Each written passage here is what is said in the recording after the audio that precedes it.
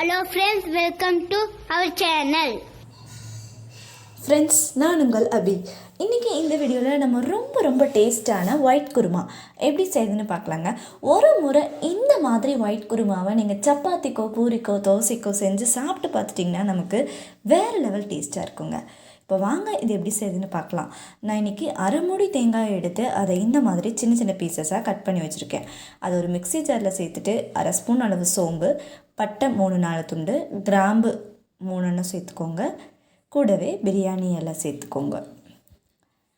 அடுத்ததான் இதோடவே ஒரு 2 ஸ்பூன் அளவுக்கு சட்னி கடலை சேர்த்துக்கோங்க. கூடவே 5-6 முந்திரி,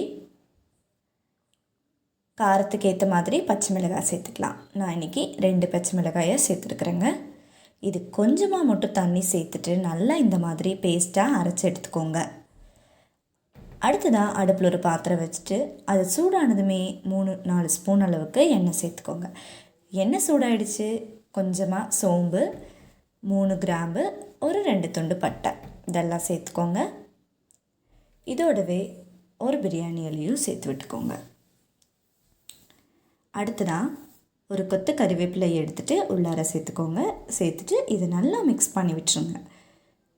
ஒரு சில டைமெல்லாம் நமக்கு ஒரே மாதிரி குருமா செஞ்செல்லாம் போர் அடிச்சிருக்குங்க, இல்லை சட்னி செஞ்சு போர் அடிச்சிருக்கும். அந்த மாதிரி சமயத்தில் இந்த மாதிரி சிம்பிளாகவும் டேஸ்ட்டாகவும் இருக்கக்கூடிய ஒயிட் குருமாவை செய்யுங்க.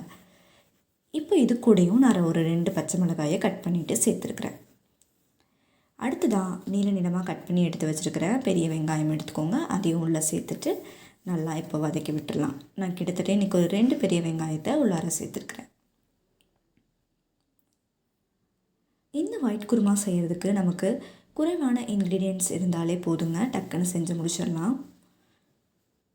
வெங்காயம் நல்லா வதங்கிடுச்சு பாருங்கள். இப்போது அடுத்ததாக நம்ம அரைச்சி வச்சுருக்கிற பேஸ்ட் உள்ளே சேர்த்துக்கலாம்.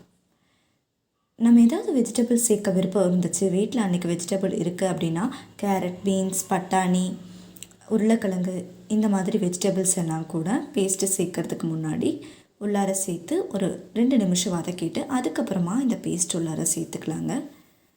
பேஸ்ட்டு சேர்த்ததுக்கப்புறமாவும் அடுப்பு மீடியம் ஃப்ளேமில் வச்சுட்டு இது நல்லா கலந்து விடுங்க.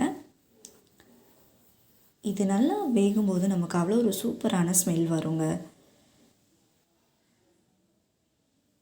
இப்போது நம்ம தேவையான அளவு தண்ணி சேர்த்துக்கலாம்.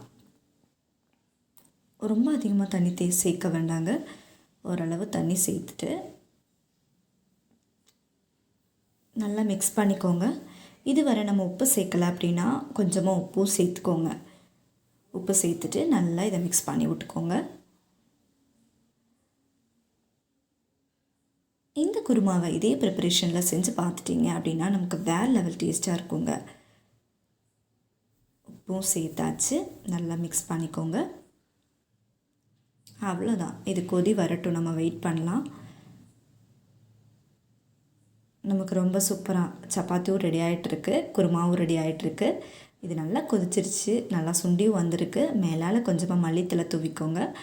அவ்வளோதாங்க, நமக்கு ரொம்ப சூப்பரான ஒயிட் குருமா ரெடி ஆகிடுச்சு. இதை சப்பாத்தி, இட்லி, தோசை, பூரி இப்படி எத்துக்கூட்ட வச்சு சாப்பிட்டிங்கனாலுமே நமக்கு இது வேறு லெவல் டேஸ்ட்டாக இருக்கும்.